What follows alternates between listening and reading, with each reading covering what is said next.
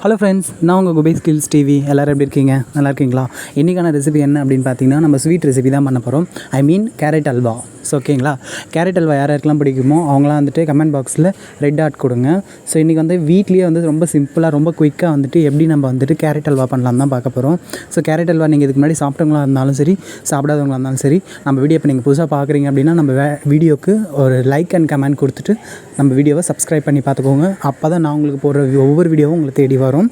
So வாங்க இப்போ வீடியோக்குள்ளே போகலாம். ஸ்டவ் ஆன் பண்ணிவிட்டு ஒரு வானலில் வந்து பார்த்திங்கன்னா தேவையான அளவுக்கு நெய்யை ஊற்றிட்டு அது கூட வந்துட்டு முந்திரி, திராட்சை, ஏலக்காய் அதை வந்து ஃப்ரை பண்ணி எடுத்து வச்சுக்கோங்க. அதே பானலில் வந்து பார்த்திங்க அப்படின்னா நம்ம வந்துட்டு கேரட் 4 கேரட், பெரிய கேரட் 4 கேரட்டை நான் சின்ன சின்னதாக கட் பண்ணி அதை மிக்ஸி ஜாரில் கிரைண்ட் பண்ணி எடுத்து வச்சுருக்கேன். ஸோ இதை வச்சு தான் நம்ம வந்துட்டு இப்போ நம்ம வந்து அல்வா செய்ய போகிறோம். கேரட் அல்வா.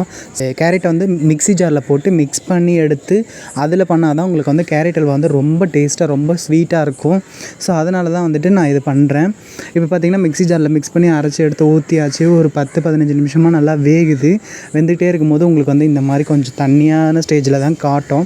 ஸோ நீங்கள் வந்து லோ ஃப்ளேம்லேயே வச்சு நல்லா வந்து குக் பண்ணி விட்டுக்கோங்க. குக் பண்ணி விட்டுட்டு நல்லா கலரி விட்டுக்கிட்டே இருங்க, அடி பிடிக்காத அளவுக்கு. ஸோ நல்லா கலர்னதுக்கப்புறம் ஒரு 250 கிராம், ஐ மீன் 1/4 கிலோ சர்க்கரை. 1/4 கிலோ சர்க்கரைன்னா அதிகமாக சாப்பிட்டிங்கன்னா அதிகமாக போடுங்க, இல்லை கம்மியானா உங்களுக்கு தேவையான அளவுக்கு போட்டுக்கோங்க.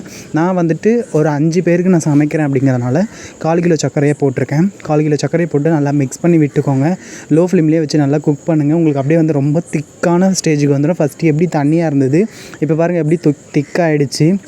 ஸோ இந்த மாதிரி திக்காக ஆகிற அளவுக்கு நீங்கள் வந்துட்டு நல்லா இதை வந்து மிக்ஸ் பண்ணி விட்டுக்கிட்டே இருங்க. மிக்ஸ் பண்ணி விட்டுக்கிட்டே இருந்துட்டு நம்ம எடுத்து வச்சுருக்கோம் இல்லையா, ஃப்ரை பண்ணி எடுத்து வச்சுருக்கோம் இல்லையா, அந்த நட்ஸ் எல்லாம் இதில் போட்டு நல்லா கிளறிக்கோங்க.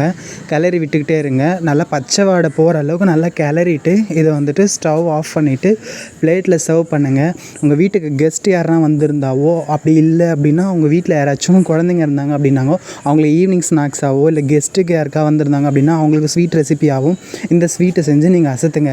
இந்த மாதிரி வீடியோ நம்ம சேனலில் இங்கே தொடர்ந்து பார்க்கணும் அப்படின்னா குபே ஸ்கில்ஸ் டிவிக்கு சப்போர்ட் பண்ணி லைக் பண்ணி கமெண்ட் பண்ணி சப்ஸ்கிரைப் பண்ணுங்கள்.